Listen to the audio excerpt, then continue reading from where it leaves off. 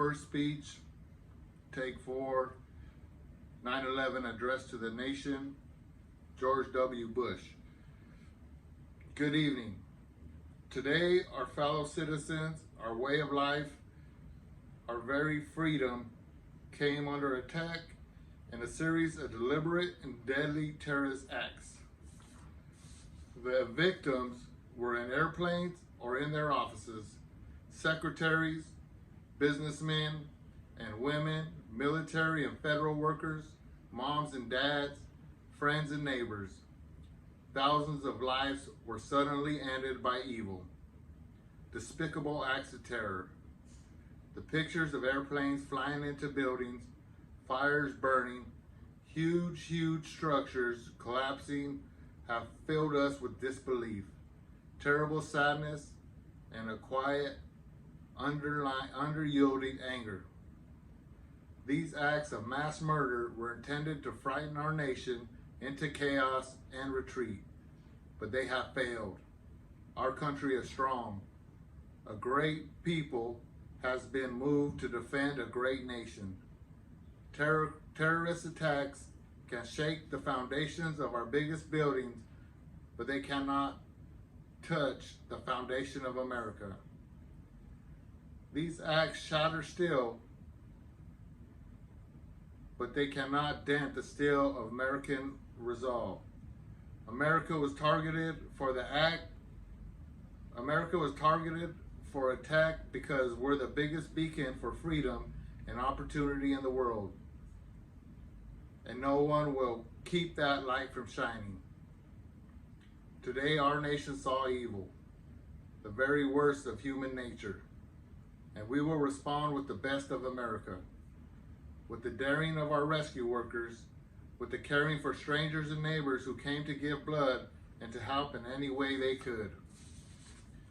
Immediately following the first attack, I implemented our government's emergency response plans.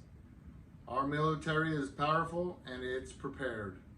Our emergency teams are working in New York City and Washington, D.C. to help with local rescue efforts.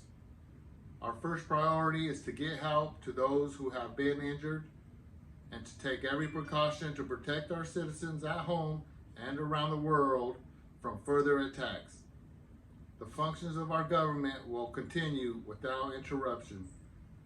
Federal agencies in Washington, which had to be evacuated today, are reopening for essential personnel tonight and will be open for business tomorrow.